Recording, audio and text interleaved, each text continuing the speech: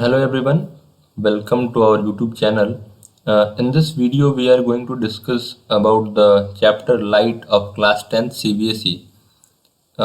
ये चैप्टर जितना इम्पोर्टेंट है उतना इजी भी है, क्योंकि आप अगर अपना पेपर उठा के देखेंगे तो आपको हर पेपर में कम से कम इससे 1 मार्कर क्वेश्चन, 4 मार्कर क्वेश्चन मतलब आपको दिखेगा ही। ये चैप्टर स्कोरिंग भी है। अगर आप इसको अच्छे से समझते हैं तो ये चैप्टर आपके लिए बहुत आसान होगा। Please concentrate on what we are going to teach you. Okay, so start. First, light. Light है क्या आखिर? मतलब लाइट में एक बहुत डाइवर्स चीज़ है। आप जो कुछ भी देख पा रहे हैं आज अपने इस टाइम में, मतलब आप अगर अपनी कॉपी को देख रहे हैं, बुक को देख रहे हैं, अपनी लैपटॉप स्क्रीन, मोबाइल, जो भी आप देख पा रहे हैं वो लाइट के वजह से देख पा रहे हैं।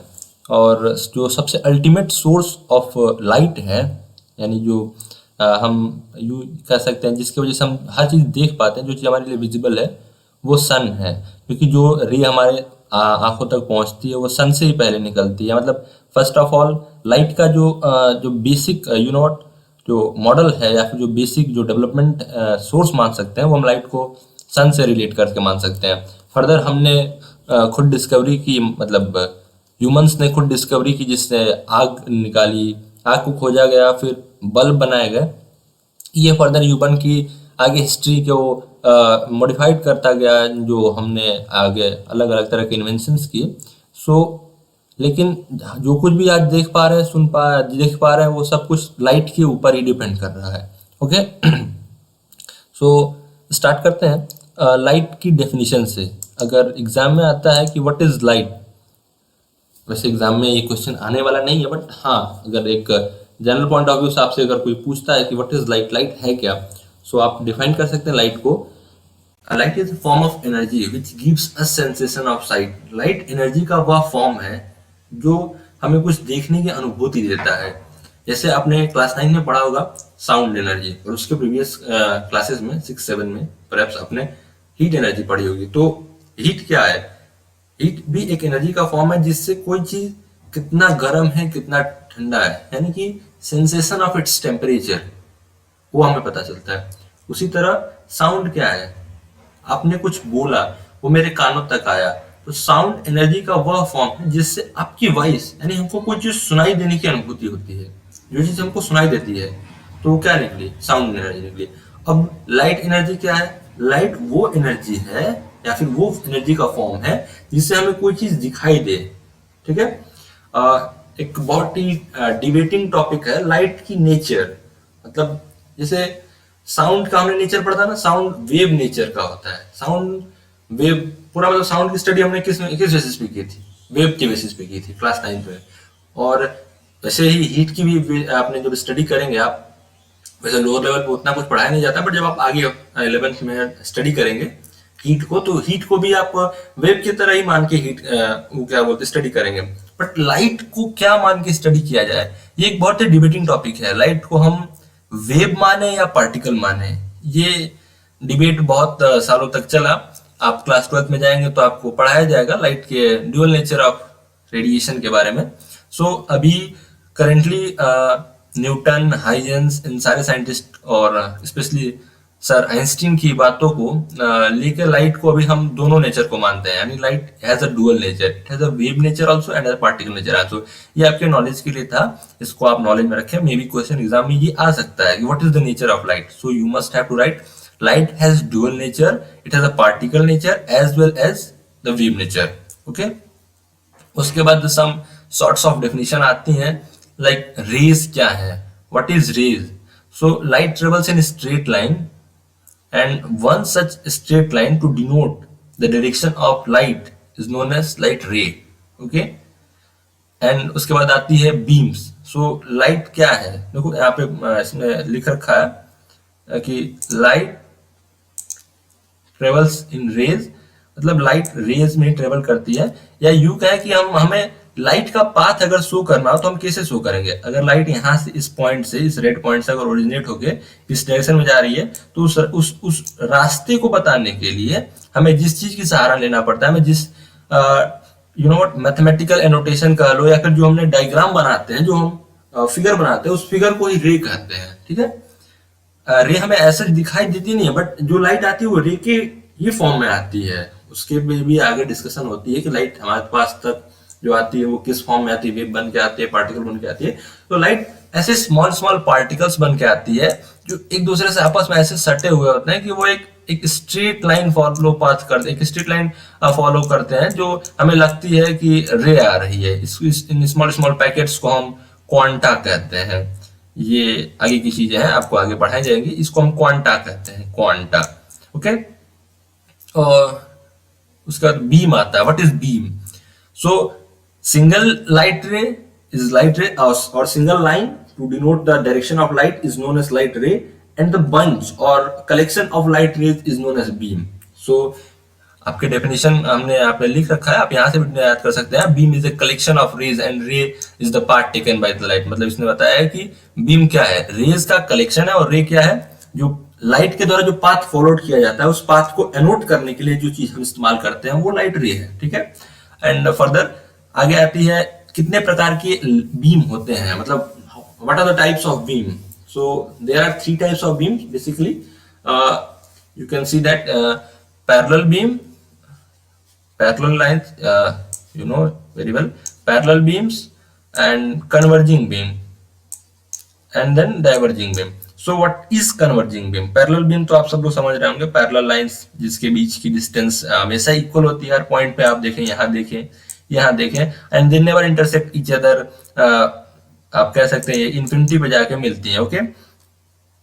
लेकिन अब डाइवर्जिंग बीम और कन्वर्जिंग बीम थोड़ा सा नया चीज होगा। नया क्या होगा, काफी फेमिलियर तो नहीं होंगे, बट हाँ आप इसके वर्ड्स को देख के या पढ़ के अंदाजा लगा सकते हैं कि कन्वर्ज क्या है, डाइवर्ज क्या है। कन्वर्ज मतलब हिंदी में कहते हैं उसको फैलना। सॉरी, कन्वर्ज का मतलब होता है एक जगह आके जमा होना। कन्वर्ज का मतलब होता है कि यूं सिकुड़ना, और डाइवर्ज का मतलब क्या होता है, फैलना। यानी अब ये जो लाइट रे है, यहाँ से ये जो लाइट रे आ रही है, यहाँ आप देखिए, यहाँ ये जो लाइट रे आ रही है, अब यहाँ से ये लाइट रे निकल रही है, तब यहाँ से इस पॉइंट से ये जो लाइट रेज है ये डाइवर्ज होती जा रही है, फैलती जा रही है। They are separating each other. ये एक दूसरे का साथ छोड़ के अलग अलग डायरेक्शन में निकलती जाइए। अब ये आगे इंटरसेक्ट नहीं करेंगे, ये आगे जाके इंटरसेक्ट नहीं कर सकती है। इनका इंटरसेक्शन पॉइंट था जहाँ वो पीछे हुआ। डाइवर्ज का मतलब ये होता है कि आप फैल रहे हैं, आप एक दूसरे से दूर जा रहे हैं, you are going apart from each other. So जब आप दूर जाएंगे तो आप इंटरसेक्ट नहीं कर सकते। अगर आप दो पीपल एक पॉइंट से अलग अलग डायरेक्शन में निकल रहे हैं तो you will never intersect each other, आप एक दूसरे से मीट नहीं कर सकते। उसी तरह ये डाइवर्जिंग बीम का कंडीशन होता है। डाइवर्जेंट बीम जब इस पॉइंट से निकलेगा तो ये एक दूसरे से दूर जाएगा, तो ये डाइवर्ज नहीं, ये इंटरसेक्ट नहीं कर सकता, ओके। ये डाइवर्जिंग बीम हो गया। और let me first erase it, 1 minute, या फर्स्ट इरेज इट, अदरवाइज थोड़ी दिक्कत हो जाएगी आपको समझाने में। या first, okay, yes. And here is convergent beam. Converge का मतलब होता है आप एक जगह आगे वापस से इकट्ठे हो रहे हैं। आप 4-5 लोगों की मंडली है, एक बंदा यहाँ से आ रहा है, दूसरा बंदा यहाँ से आ रहा है, दूसरा बंदा यहाँ से आ रहा है, तीसरा बंदा यहाँ से आ रहा है, चौथा बंदा यहाँ से आ रहा है, 5वां बंदा यहाँ से आ रहा है, और आप लोग आगे एक जगह मिल जा रहे हैं। तो ये क्या हुआ, आप लोग एक ही पॉइंट की तरफ आ रहे हैं, यानी you are coming toward each other, आप कन्वर्ज हो रहे हो, समझ रहे हैं। इसी तरह ये लाइट रे है, ये एक पॉइंट से, अब इसका भी कोई सोर्स हुआ होगा, मे भी यहाँ एक सन का बहुत बड़ा वो होगा पार्ट, जिससे यहाँ से लाइट रेज निकल रही, और वो लाइट रेज यहाँ पे, अब इसको हमने कन्वर्स करने के लिए कोई तरीका अपनाया होगा। आगे हम पढ़ेंगे लेंस वगैरह, जिसकी वजह से हम लाइट को कन्वर्ट कर सकते हैं। तो यानी हम ये लाइट अभी कन्वर्ज हो रही है, यानी ये लाइट आके एक पॉइंट पे मिल रही है। So it is called convergent and it is called divergent. ये समझ लो, मैं इतना इस पे टाइम इसलिए दे रहा हूँ क्योंकि कन्वर्जेंस, डाइवर्जेंस, ये सब अभी आपको आगे पढ़ना है कि लाइट बीम कहाँ कन्वर्ज होगी, कहाँ डाइवर्ज होगी, किस पॉइंट पे कन्वर्ज होगी तो उस पॉइंट को क्या कहेंगे, किस पॉइंट से डाइवर्ज होगी तो उस पॉइंट को क्या कहते हैं। ये सारी चीजें आगे हैं, इसलिए इस पे इतना फोकस दिया जा रहा है। और अगर एग्जाम में आ रहा है तो फिर एग्जाम में आने का तो कोई ज्यादा चांस है नहीं, और अगर आता भी है तो कोई ज्यादा डिफिकल्ट बात भी नहीं है, आप बहुत ही आराम से इस चीज को कर सकते हैं। ओके, सो आप, और एक और नेक्स्ट डेफिनेशन आपके लिए इंपॉर्टेंट है जो कि एग्जाम में आ सकता है, एटलीस्ट 1 मार्कर में तो आ ही सकता है। ये तो उतने इंपॉर्टेंट नहीं थे, बट अभी जो मैं बताने जा रहा हूँ वो एग्जाम में आ सकता है। सो अभी आपके पास है rectilinear propagation of light. Rectilinear propagation of light, ये चीज है क्या? अब देखो, जो बंदा थोड़ा सा स्मार्टनेस दिखाएगा, अगर एग्जाम में, अभी तो मैंने अपनी डेफिनेशन लिख रखी है, बट अगर एग्जाम में सिर्फ इतना ही क्वेश्चन आता है what is rectilinear propagation of light, तो वहां थोड़ा सा बंदे को सोचना पड़ेगा कि भाई ये क्या है रेक्टिलिनियर प्रोपगेशन ऑफ लाइट। सो आप थोड़ा सा इस चीज को कंसेंट्रेट होके देखेंगे तो आपको समझ में आ जाएगा कि रेक्टिलिनियर प्रोपगेशन ऑफ लाइट है क्या। कोई बहुत बड़ी चीज नहीं है, बट अगर एग्जाम में 1 नंबर में आ जा रही है तो आप तो, अगर आपको नहीं आया या फिर आपने कुछ गलत लिख दिया तो आप तो अपने स्कोर से पीछे होते जा रहे हो ना। सो आप यहां से फोकस करो। ये मैंने एल बनाया है, जो बनाया है ये मैंने एल बनाया है। अभी आप इस पार्ट को, ये रेक्टी पार्ट को भी आप थोड़ा कट कर दो। अभी बस आप यहां से देखो, तो यहाँ देखो क्या लिखा है, linear propagation of light. Propagation यानी समथिंग व्हाट, मूवमेंट से बात आ रही है, मतलब मूव करने से कुछ आ रहा है कि हाँ प्रोपेगेट करना, यानी कि हम एक जगह से दूसरी जगह जा रहे हैं, यानी मूव की बात आ रही है। लीनियर यानी कि सीधा, यानी कुछ स्ट्रेट लाइन टाइप के कुछ बात यहाँ चल रहा है। लाइट लाइट तो हमने पढ़ाई है ऊपर। सो क्या पता चल रहा है यहाँ से, लीनियर प्रोपेगेशन ऑफ लाइट। अब रेक्टिलिनियर, रेक्टी का सच कोई अब यहाँ पे सिग्निफिकेंस है नहीं, तो जो बेसिक टर्म था वो यहाँ पे था लीनियर प्रोपेगेशन। अब इसी को आप रेक्टिलिनियर भी कह सकते हो। सो रेक्टिलिनियर प्रोपेगेशन ऑफ लाइट, अब आप इसको सेंटेंसिफाई कर सकते हो आप अपने हिसाब से कि क्या है रेक्टिलिनियर प्रोपेगेशन ऑफ लाइट। मैंने आपको समझा दिया कि लीनियर प्रोपेगेशन ऑफ लाइट की बात चल रही है, यानी कि light travels in straight path, this is known as rectilinear propagation of light। Light एक स्ट्रेट पाथ में चलती है, उसी प्रोपगेशन को, उस टाइप के प्रोपगेशन को हम क्या कहते हैं, रेक्टिलिनियर प्रोपगेशन कहते हैं। सो एग्जाम में अगर डेफिनेशन आता है तो आप यहीं से लर्न करके लिख सकते हैं, या फिर आप अपने वर्ड में भी सेंटेंसिफाई कर सकते हैं।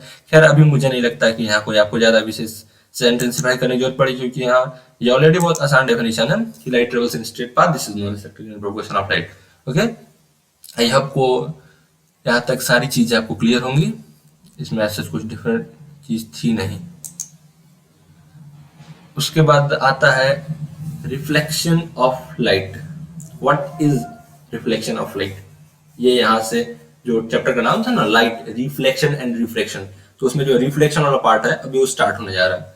सो reflection, the definition of reflection, the bouncing back of light in same medium in which it was traveling after striking on any surface। remember this word same medium, why I have highlighted this word, उसके पीछे कोई reason है तभी मैंने इसको highlight किया है, क्योंकि इसी चीज की वजह से आपकी दो चीजें बनती हैं।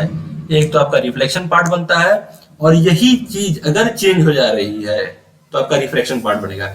We will further discuss, but जो चीज था मैंने आपको समझाने में उसको हाईलाइट किया था, इसलिए मैंने उसको बताया कि मैंने हाईलाइट क्यों किया था। ओके, सो रिफ्लेक्शन है क्या, what is reflection of light? So students, मैंने बताया कि बाउंसिंग बैक ऑफ लाइट, एक लाइट का बाउंस बैक होना, देखते हो ना, बॉल बाउंस बैक हो गई, आपने किसी सरफेस पे या फिर किसी वॉल पे अपने बॉल मारा तो बॉल क्या होती है, वहां से लड़के बाउंस बैक आ जाती है। तो उसी तरह लाइट रे अगर किसी हार्ड सरफेस से या सरफेस से टकरा कर सेम मीडियम में ही बाउंस बैक हो जाती है, वापस चली जाती है, तो उस फेनोमेनन को, उस प्रोसेस को हम बाउंसिंग बैक ऑफ लाइट कहते हैं। सो is it clear to everyone? The bouncing back of light in same medium in which it was traveling, वो जिस मीडियम में पहले ट्रेवल कर रहा था उसी मीडियम में लाइट का किसी सरफेस से टकरा के वापस आ जाना, इस प्रोसेस को, इस फेनोमेनन को हम क्या कहते हैं, reflection of light. Okay, I hope is it very clear to everyone. Okay, so next, अब ये रिफ्लेक्शन हो रहा है तो यहाँ पे हमारे पास ये जो इनकमिंग रे होती है, जो लाइट रे आ रही होती है, जब हमने बॉल को फेंका, जब हमने लाइट रे को फेंका, तो वहां पे उस रे का एक नाम होता है, उसको इंसिडेंट रे कहते हैं। रिमेंबर इट, उसको हम इंसिडेंट रे कहते हैं। और जो रे रिफ्लेक्ट होके जाती है, लड़के स्ट्राइक करके जो रे जाती है, हालांकि वो वही रे रहती है, रे में कोई चेंजिंग नहीं होती है, बट उस रे का हमने नाम चेंज करके रख दिया है, जिसको हम क्या कहते हैं, रिफ्लेक्टेड रे। ओके, और वो जिस सरफेस पे, ये फिलहाल के लिए मैंने मिरर बनाया, वो मिरर नहीं, वो कुछ और भी हो सकता है, वो कोई भी वॉल हो सकती है, बुक हो सकता है, anything in which on which the light strikes, तो वो कुछ भी चीज हो सकती है, मिरर जरूरी नहीं है।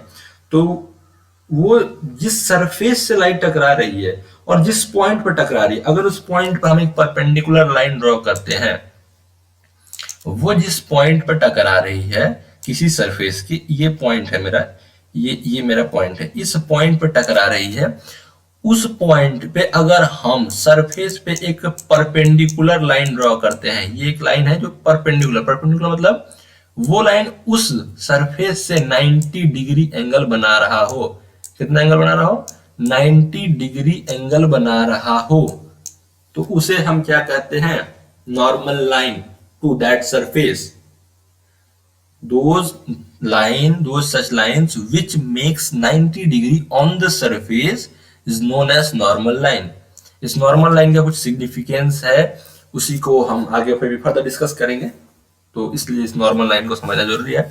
और ये जो एंगल आप देख रहे हो, ये थीटा देख रहे हो आप, ये आप इंसिडेंट रे और जो नॉर्मल के बीच जो आप थीटा देख रहे हो, दिस थीटा, इसको हम थीटा कहो, या इसी को हम आई कहते हैं। क्या कहते हैं? आई।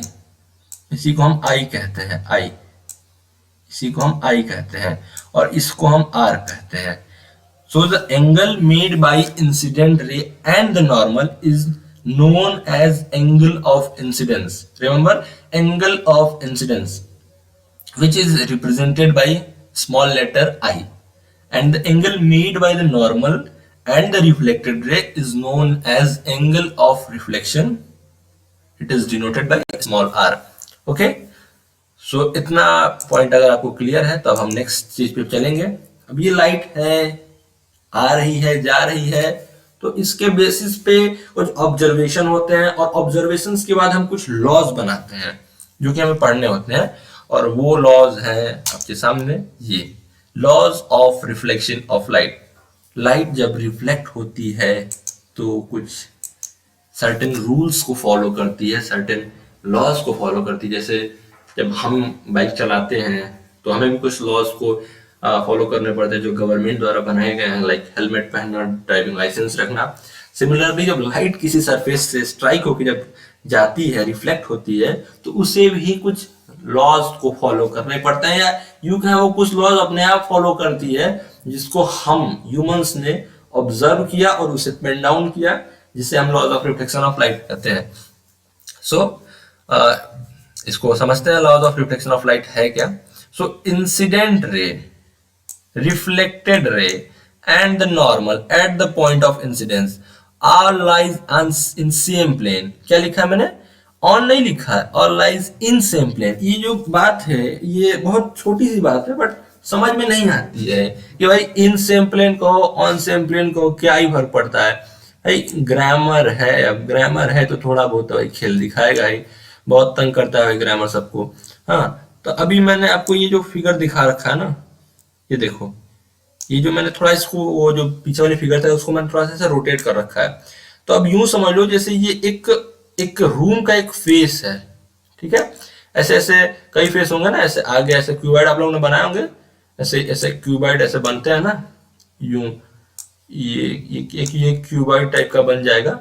अभी आप इसको, मैं थोड़ा सा अच्छे से ड्रॉ नहीं कर पा रहा हूँ, बट अभी एक क्यूबाइड टाइप का बन जाएगा अगर आपने इसको बनाने की कोशिश की अच्छे से। तो यूं समझ लो जो रूम का जो फेस है वो ये मेरा ये पार्ट है, ये मेरा एक रूम का फेस है।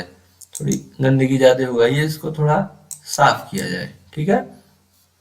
तो मैंने आपको समझाया ना, ये एक रूम का एक वॉल है, एक फेस है, ठीक है। तो जब लाइट रे जब आएगी तो वो इसी वॉल में आएगी और इसी वॉल में जाएगी। अंडरस्टैंड? ये इस वॉल में आ रही है और बाहर निकल जाएगी, ऐसा नहीं होगा।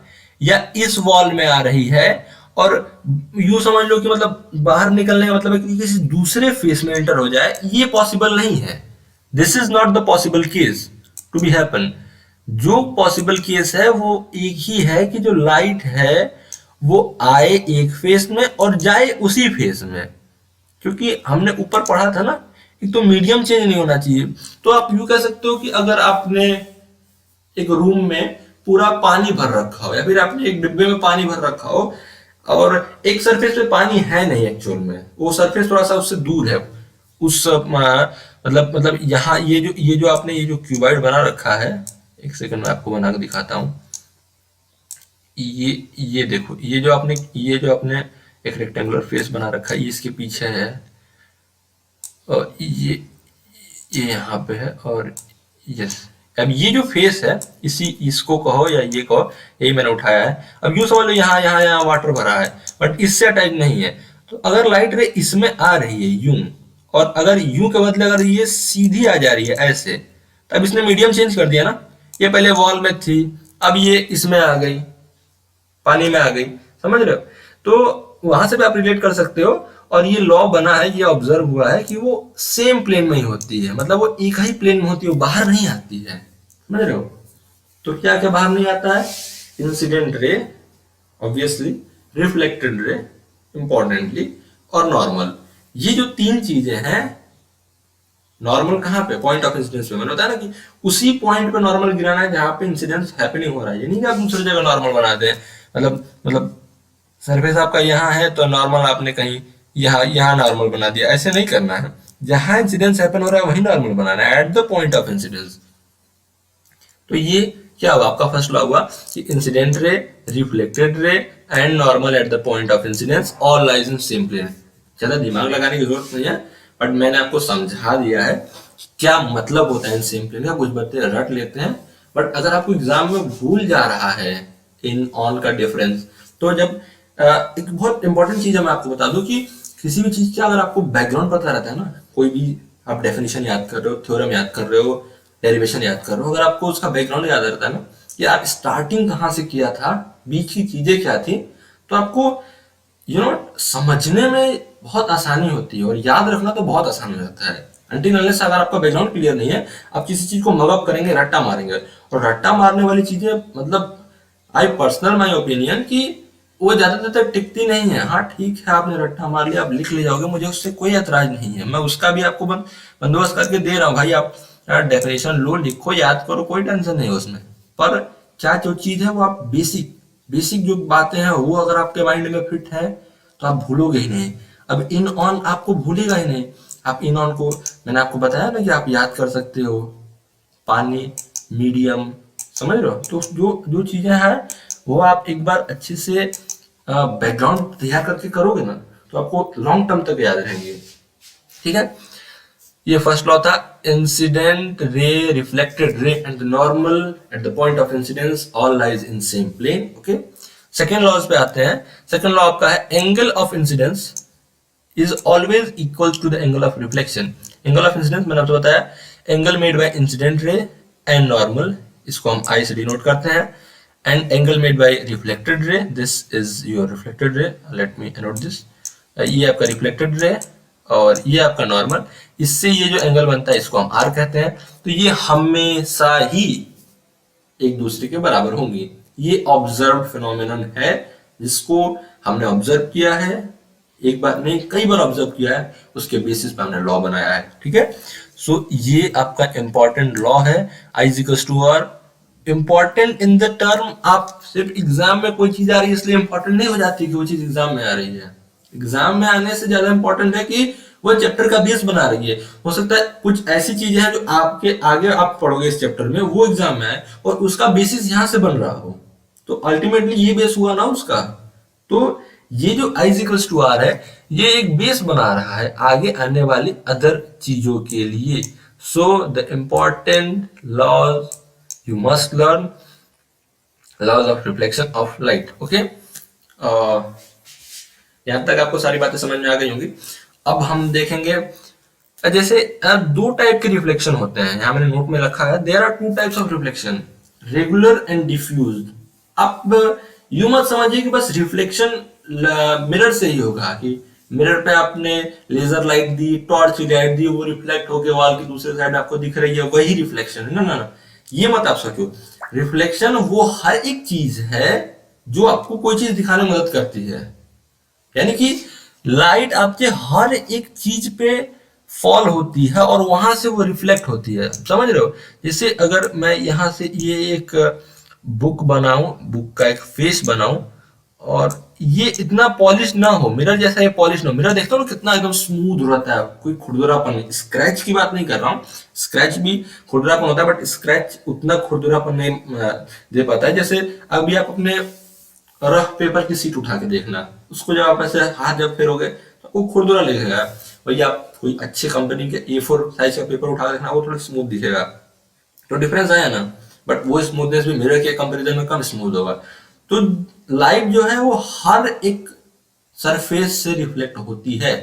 ये आप एक मस्ट क्वेश्चन, एक मस्ट थिंग दिमाग में याद करके रख लो कि लाइट नेसेसरली मिरर से ही रिफ्लेक्ट नहीं होती है, लाइट हर एक चीज से रिफ्लेक्ट होती है। अनटिल अनलेस लाइट रिफ्लेक्ट नहीं होगी आपको कोई चीज दिखाई नहीं देगी। आप एक डार्क रूम में जाओ, अगर वहां पे लाइट का सोर्स है, मतलब लाइट का सोर्स अगर है, तो आप देखना कि वो लाइट किसी चीज पे, पर्टिकुलर चीज पे फॉल हो रही होगी तो ही चीज आपको दिखाई देगी। उस कमरे में हजारों चीजें अवेलेबल होंगी, बट जब तक लाइट किसी सरफेस पे फॉल ना करे वो चीज आपको दिखाई नहीं देगी। अब आप कहोगे सर वो तो लाइट की वजह से दिखाई देती है। ना नहीं, वो लाइट की वजह से दिखाई देती है, बट लाइट के रिफ्लेक्शन की वजह से। लाइट तो है ही भाई कारण, बट फेनोमेनन क्या हो रहा है इसके पीछे, ये समझो। फेनोमेनन ये है कि अगर आप गए, इसे टेंडल इफेक्ट में हम लोग पढ़ते हैं ना, कि एक रूम है, उस रूम में हम ऐसा एक रूम का वॉल है, यहाँ ऐसे हम एक वॉल बनाते हैं ना, एक वॉल के अंदर यहाँ हमने छोटा सा होल कर देते हैं, तो फिर लाइट ऐसे सीधे पड़ती है।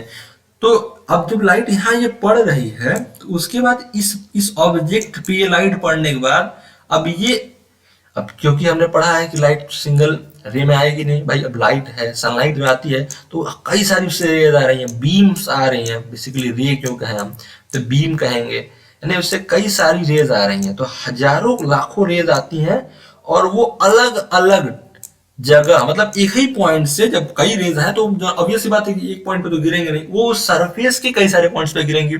उतने सारे नॉर्मल होंगे, उतने सारे रिफ्लेक्टेड रे होंगे, तो जितने भी रिफ्लेक्टेड रे होंगे वो कई डायरेक्शन में निकलेंगे, और ये इन्हीं में से कोई रेज, कोई दो रेज आपकी आई तक पहुंचेंगी। यहाँ पर अगर आपकी आई है तो यहाँ किसी आपकी आई तक पहुंचेंगी, और ये तब आपके आई में इमेज बना रही होंगी किस चीज का।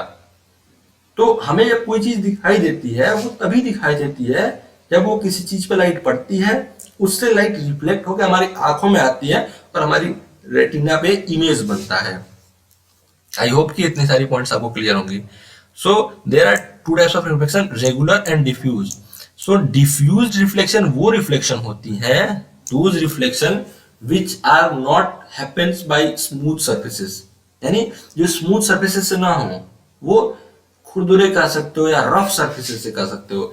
यानी those reflection which occurs on rough surfaces are known as diffuse reflection, and those reflection which occurs at smooth surfaces are known as regular reflection. Okay, so exam में एक नंबर का क्वेश्चन आ सकता है कि how many types of reflections are there. बहुत आसान क्वेश्चन है, आजकल तो एमसीक्यू आ रहा है, तो उसमें आपको एमसीक्यू जो आ रहा है, तो आप ऐसा मत सोचो कि आपको एकदम बहुत हाई लेवल के एमसीक्यू आएंगे, नहीं, छोटे छोटे क्वेश्चंस का ही पार्ट्स बना के आपसे पूछे जाएंगे, क्योंकि बड़े क्वेश्चंस के लिए उनका एक ऑलरेडी सेक्शन है, और उनके लिए ऑलरेडी उसके टॉपिक्स भी डिफाइंड है कि उनको कहां से क्वेश्चन उठाने हैं। तो आपको जो छोटे छोटे क्वेश्चन होंगे वो इन्हीं टॉपिक से होंगे, वो किसी दूसरे टॉपिक से नहीं आएंगे। सो यू मस्ट अंडरस्टैंड कि क्या प्रॉब्लम है यहाँ, आपको जो चीज समझनी होगी कि दिस अब क्वेश्चन आ सकता है। मैं अभी आपको एक क्वेश्चन दिखा रहा हूँ आगे फर्दर स्लाइड में, बट फर्स्ट ऑफ ऑल चलो क्वेश्चन ही देख लेते हैं। Question, the law of reflection hold true for.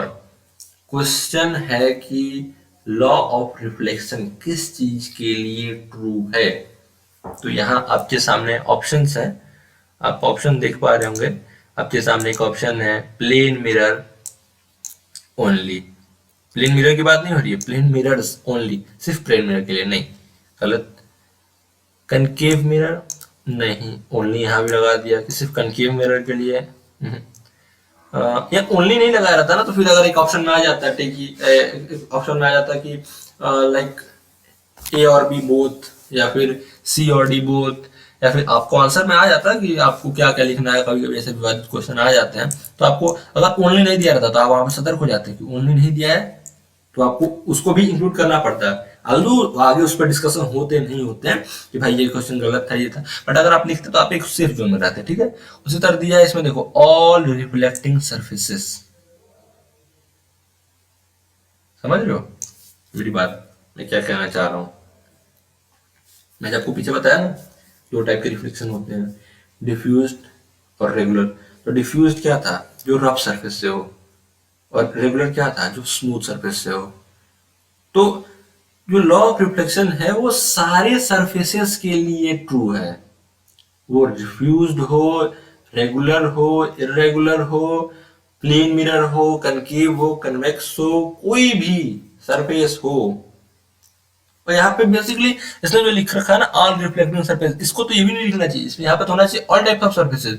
Her surfaces के लिए ही लॉ ऑफ रिफ्लेक्शन वैलिड है। समझ रहे हो? लेकिन अभी क्वेश्चन आ चुका है, तो आप लिख सकते हो ऑल रिफ्लेक्टिंग सरफेसेस, ये सारे सरफेसेस रिफ्लेक्टिंग सरफेसेस के लिए वैलिड है। क्योंकि अभी मैं आपको पिछले स्लाइड में दिखाऊं, तो पिछले स्लाइड में प्रीवियस प्रीवियस स्लाइड में आप देख सकते हो कि मैंने लिख रखा है, this laws of reflection of light are valid for all type of reflections like either diffused और रेगुलर।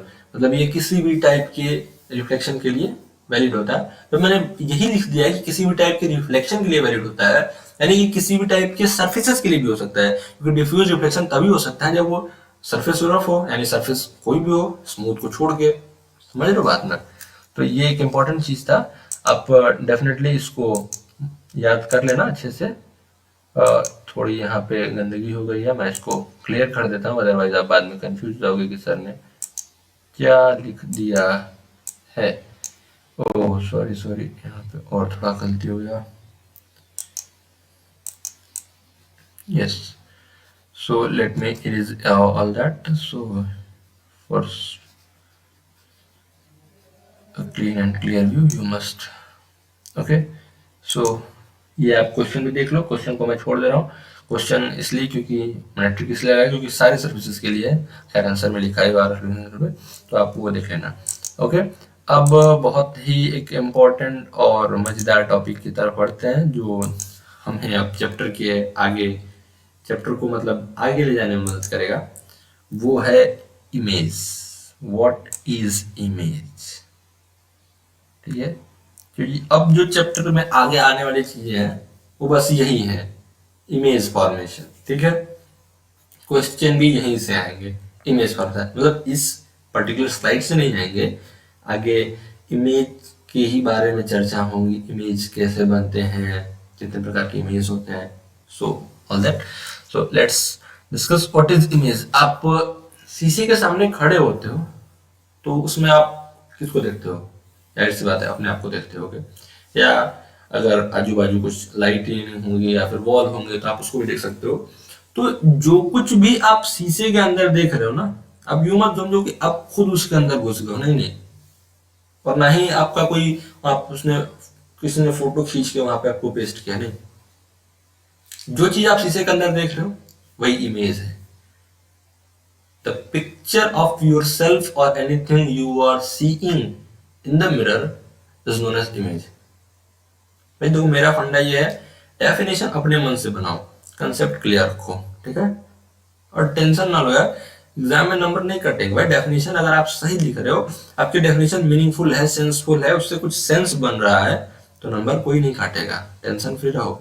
और फायदा क्या होता है इससे कि आपको मगअप करने में कोई परेशानी नहीं होती है। मतलब आपको बर्डन नहीं लेना है चीजों का कि मुझे हर चीजें रटनी पड़ रही हैं। ये चीजें से छुटकारा मिल जाएगा अगर आप एक बार कंसेप्ट समझ जाते हो तो इमेज की डेफिनेशन मैंने क्या बनाई? मैंने बोला क्या कि the picture of anything you are seeing in the mirror is known as image. Okay, आपकी सहूलियत के लिए मैंने यहाँ पे लिख भी रखा है। ऐसे कुछ बच्चे होते हैं क्लास में जिनको बस हाँ सर यार कुछ लिख के दे दो यार, बस हम तो बस भाई निकल जाए किसी तरह। तो उनके लिए भी भाई पूरा बंदोबस्त है यहाँ, कोई टेंशन वाली बात नहीं है। यहाँ देखो क्या लिखा, मैंने तो पिक्चर को हाईलाइट किया फिलहाल में। लिखा है when you look into the mirror then you see your face, so the picture of your face is known as image. ठीक है, जब भी आप अपने आप को मिरर में देखते हो या फिर अपने चेहरे को मिरर में देखते हो, वैसे तो पर्टिकुलर आदमी फेस को ही देखता है पर कुछ लोग फुल व्यू लेने के लिए भी देखते हैं, तो when you see your face in the mirror the picture of your face is known as image. ठीक है, ये आप यहां से लर्न कर सकते हो। अब देखो, अब बहुत ही इंटरेस्टिंग पार्ट आने वाला है इस पूरे चैप्टर का, जो मैं अभी आपको बताया था कि कितने प्रकार के इमेज होते हैं, how many types of images are there, how many types of images are there. So basically there are two types of image, real and virtual image, real and virtual image. Don't worry and don't take tension, we are going to discuss each and everything very concept wise, very deep wise. Okay, so what is real image? Real image क्या होती है? So the image formed by actual intersection of light rays is known as real image.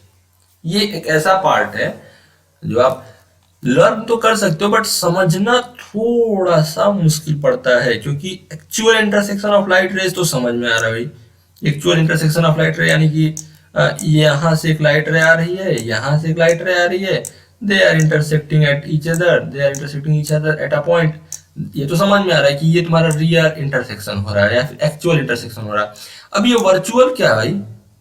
अब यहाँ पे लिखा है ना virtual image, तो इसने लिखा है कि the image formed by virtual intersection of light रे।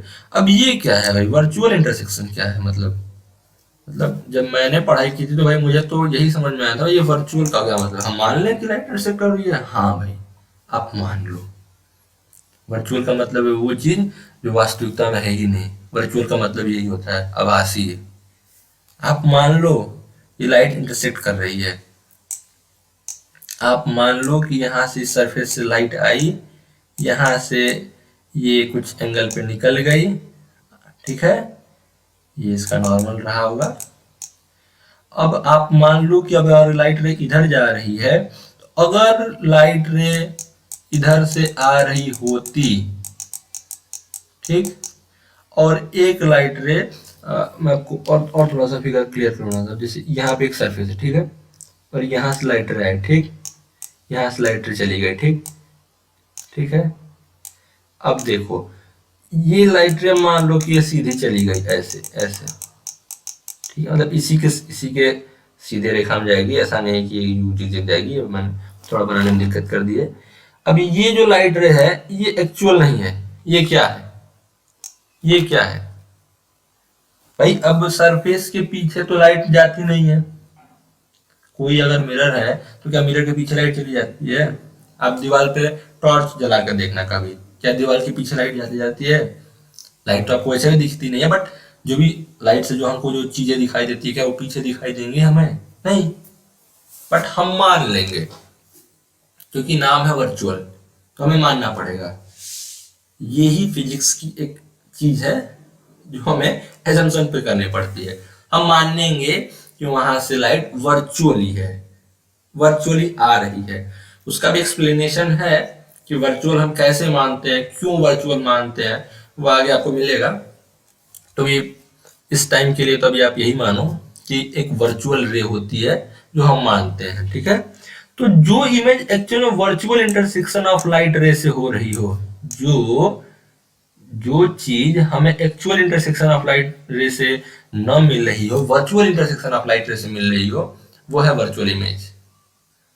अब आप कहोगे सर वर्चुअल इमेज, ये तो सर समझ में तो चलो ठीक है आ गया, वर्चुअल कुछ लाइट रे आपने कहा, चलो सर मान लिया कि वर्चुअल लाइट रे भी होती है, पर ये हमें दिखेगी कैसे? ये चीज क्या है? मतलब क्या हम इसको एक्चुअल लाइफ में देख सकते हैं? तो भाई साहब जो आप प्लेन मिरर में आपके घर में जो शीशा लगा रहता है, जिसको आपने जो आप अपने चेहरे का जो रोज आप तस्वीर देखते हो उसके अंदर, वो कुछ और नहीं होता है, वो वर्चुअल इमेज ही होता है। क्या बात कर रहे हो? जो हम रोज देखते हैं वो वर्चुअल इमेज होता है। हाँ जी, वो वर्चुअल इमेज ही होता है। तो रियल इमेज कहाँ देखते हैं? रियल इमेज भाई साहब आप देखते हो कहीं? अब आप खुद सोचो। अब सर रियल इमेज तो सर हम तो इमेज देखते हैं, हमको तो यही नहीं पता था कि रियल क्या है वर्चुअल क्या है। हम तो आज तक रियल है और इमेज ही जानते थे कि जो भी देख रहे हैं वो इमेज है। और रियल वर्चुअल तो आज आपने नया चीज समझा दिया हमें। चलो ठीक है भाई साहब, कोई बात नहीं, समझ में आ जाएगी। अभी के लिए तो आप इतना याद रख लो कि इमेज दो प्रकार की होती है, real image, virtual image. Real image क्या है? जो इमेज लाइट के एक्चुअल इंटरसेक्शन से होती हैं फॉर्म, उसे हम रियल इमेज कहते हैं। उसके एग्जांपल हैं जो भी उसके एग्जाम्पल हैं जो भी आप स्फेरिकल मिरर से जो आप देखते हो इमेज, स्फेरिकल मिरर्स, सर ये क्या चीज है? चलो ठीक है, आगे पढ़ाएंगे आप ये आपको। अभी आप इतना जानो कि real image actual intersection of light रे बनती है और इसको एक स्क्रीन पे ऑब्टेन कर सकते हैं। उसी तरह वर्चुअल इमेज को भी हम स्क्रीन पे ऑब्टेन नहीं कर सकते हैं। वर्चुअल इमेज जो वर्चुअल इमेज होती है उसको हम ऑब्टेन नहीं कर सकते हैं, ठीक है। और प्लेन मिरर से वो फॉर्म होती हैं। अभी के लिए इतना याद रखो, आगे हम आपको पढ़ाएंगे। Thanks for watching this video and stay tune for our next lecture. तब तक के लिए have a good day, bye bye.